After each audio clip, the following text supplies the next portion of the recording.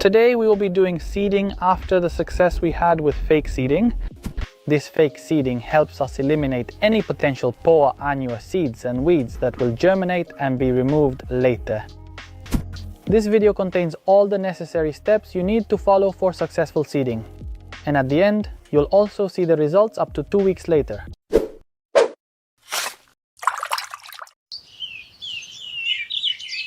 The first step is scarification. I will scarify with blades using this scarifier in 3 directions, across, lengthwise and diagonally.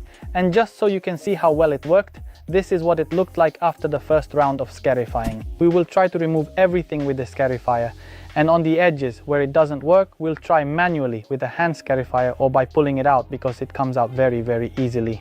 If you see that the scarifier isn't removing as it should because the grass is very dry, you can moisten it beforehand because damp grass will offer more resistance and will therefore be removed more effectively. After scarifying and cleaning, I prepared the mixture for the leveling part, where this time I will use universal soil and washed sand from the quarry 0 to 4 millimeters. The mixture will be made of 2 parts sand to 1 part universal soil in the shaded area. While in the sunny area, I will mix it 1 to 1. It's important to adjust the mix according to your lawn's needs, because if you use the same soil across the entire lawn and you're currently having issues in the shaded area, you'll still have those problems after leveling. Ideally, you should use a larger amount of sand in the shaded area where moisture is retained, and in the sunny area, use 1 more part of soil or peat. For those with large areas, here's a tip: rent a concrete mixer. It only costs 20 or 30 euros per day. If you use a concrete mixer, it does the work for you. Be smart. And if your soil is compacted, before leveling, you can even aerate it with a fork like this, or a manual aerator that you can make yourself. For this leveling, I will use a landscaping rake, which has these tines to distribute the material. And to incorporate and settle the material well, I will use this do-it-yourself leveler. Now we've reached the seeding stage. This time I will use premium professional seeds from ICL ProSelect, which contain perennial ryegrass and Pratensis. Pratensis is a very interesting species as it spreads through rhizomes in the lawn, so any bare spots will be covered over time. As for the quantity, I usually use 30 to 40% more than the dose indicated on the packaging, because that dose refers to mechanized sowing, specifically with an automated seeder, so I increase the amount since we will always have some losses in this case. And as a tip, make sure there is no wind and spread the seeds evenly over the surface. Before you start sowing, you need to mix the bag of seeds, because the larger seeds tend to rise to the top, while Pratensis seeds tend to sink to the bottom of the bag. Now I will sow in 2 or 3 directions, and on the edges where the spreader can't reach, I will sow by hand. Now let me briefly tell you why I made these small channels with the fan rake, with a wire rake. Some channels are relatively close to each other, because with the seed spreader, I will actually go perpendicular to those rows, so the seeds will fall right into the channel. Later we will make these small channels in the opposite direction, reversing the way we did it before. It's a helpful tip that really assists you in incorporating the seeds much better and more evenly throughout the soil. Now, all that's left to do is to carefully apply the top dressing using this spreader. The top dressing is made from fine peat, 1 part, and 1 part of fine sand, specifically 0-1 grade sandy loam.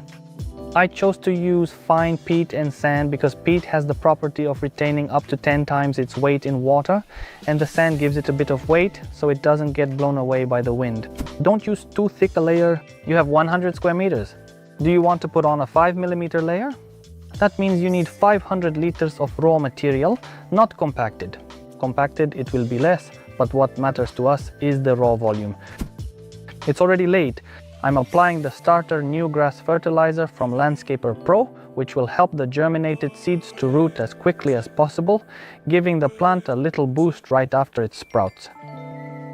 Now I'll water quickly, and tomorrow morning I'll talk about what the plan will be going forward.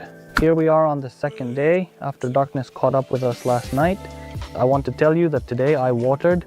Initially, I wanted to tell you yesterday that I would do 4 watering sessions of 5 minutes each, but wind is the #1 enemy of any irrigation program. The wind blew quite hard today. I tried with 10 minutes, it didn't work, and the last watering was 15 minutes, which I see is holding up very well. A small trick you can use, especially those of you with smaller yards, is to do the first watering with a very fine spray using a nozzle that produces a very fine mist so that the peat can absorb the water and settle. This way, the droplets generated, for example, if you irrigate with an oscillating sprinkler, might disturb the peat and the seeds from their place, preventing them from germinating. You need to find the ideal combination by testing during the first 2 days so you can see what is optimal for your lawn. That's why I'm not giving you any recommendation except the universal one.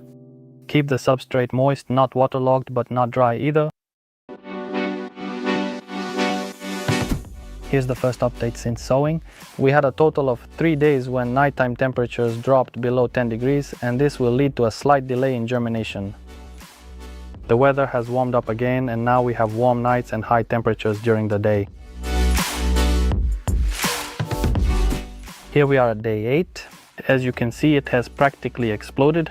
They've started to grow much more and much more densely because it's warm at night, around 17 or 18 degrees Celsius, and during the day it's well above 30 degrees Celsius. This is a very good sign. So we'll see the result at 2 weeks. Here we are 2 weeks after sowing the lawn. After the process of fake seeding using seeds from ProSelect, the results are quite good but not entirely perfect. As for ProSelect seeds, I had to choose between Rhizome Max and Regenerator Plus.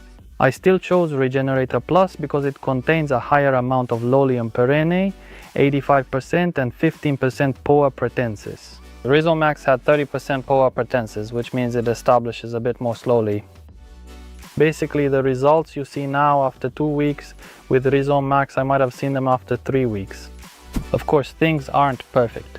That's exactly why I mentioned at the beginning that the seeds in the shaded area are a bit behind, but they've started to germinate or are still very small, and they will grow and catch up with the lawn that's already come up. As with any manual lawn seeding, and generally speaking, there are also some issues. Earthworm mounds have appeared, which caused a bit of a mess.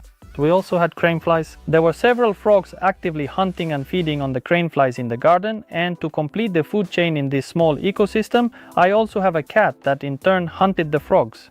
Of course, as a result of its hunting activities, it did some damage to the lawn, pulled up a few strips of grass here and there, and I had to act quickly with seeds and peat to fix it up and not let those damaged areas fall too far behind the rest of the lawn. There are also a few weeds scattered throughout, but we'll deal with those later on.